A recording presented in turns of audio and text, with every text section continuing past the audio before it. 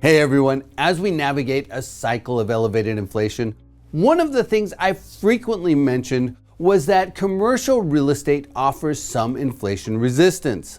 This week, I wanted to put a little math behind that statement using the Pearson correlation coefficient, which basically measures how closely two metrics align with each other.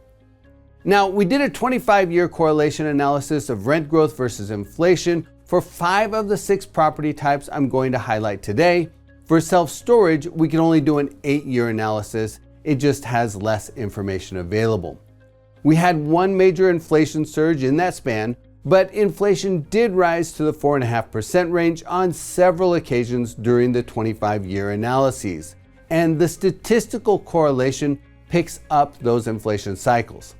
That said, we have to remember that there are, of course, other forces in play that influence rent growth, like new construction, economic trends, and behavior changes. But the historical correlation between rent growth and inflation is still useful. In addition, my point here is not that inflation causes rents to go up. It's more likely that the events driving inflation higher also drive up rents, either directly or indirectly. And as an investment baseline, I compared the results with the S&P 500. Based on our calculations, the S&P 500 had a 16.8% correlation with inflation, which is low. We ran the math using some other methodologies and actually got a negative correlation between the S&P 500 and CPI inflation. That suggests that depending on the exact way you calculate the quarterly S&P value, the stock market may fall when inflation rises and vice versa. But I'll use that 16.8% as our baseline since we calculated it the same way we calculated the rent growth correlations. So with that said, I'll start with the property type that has the least alignment between inflation and rent growth. That's office properties, which have a 15.9% correlation. Basically, it has very little correlation. That's likely driven by 2 factors. First, office leases tend to be very long, 5 years or longer, and they may or may not have inflation adjustments built into the lease terms. Second, office property demand has been dramatically impacted by hybrid schedules and working from home in the post-COVID era. So for the last 5 years, office rents have not moved much on an aggregate national average basis. The next property on the list is retail, with a 39.4% rent growth to inflation correlation. So retail rent growth tends to rise with inflation, but only to a modest degree.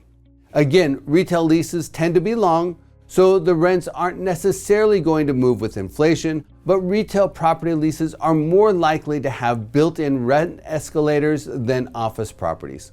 So the correlation between inflation and retail rent growth is stronger. The third property type is industrial, with a 49.2% correlation. Many industrial properties have built-in rent escalators that are either at a fixed increase or move with inflation. So industrial rents have a moderate correlation with inflation, and based on our calculations, about 24% of industrial rent growth is tied to inflation. The next property is self-storage, with a 51.3% correlation. Generally, self-storage leases are month-to-month, but sometimes they're annual. And although it's easier to move self-storage rents with inflation, other forces like the pandemic, waves of elevated construction, and the use of discounted street rates likely influence the results. In addition, as I mentioned earlier, we have less self-storage rent growth data to work with. Our data only goes back to 2018, so the calculation is based on 8 years of data instead of 25. The second strongest correlation between rent growth and inflation is apartments, with a 63.1% correlation rating. That's a pretty strong positive relationship. Because apartment leases are usually annual, they tend to adjust with inflation. Based on our calculations, about 40% of apartment rent growth is associated with inflationary pressure. And the property type with the strongest correlation between rent growth and inflation is, of course, hotels at 65%. Hotel rents adjust daily, so they can adapt to inflationary pressure very quickly. Based on our math, about 42% of hotel rent growth is tied to inflationary pressure. So as I mentioned earlier, there are of course a lot of forces in play. The flow of development and new supply can be a factor, as can economic forces, job creation, demographics, behavior changes, and so on. But over the long haul, commercial real estate can offer more inflation resistance than other investment types.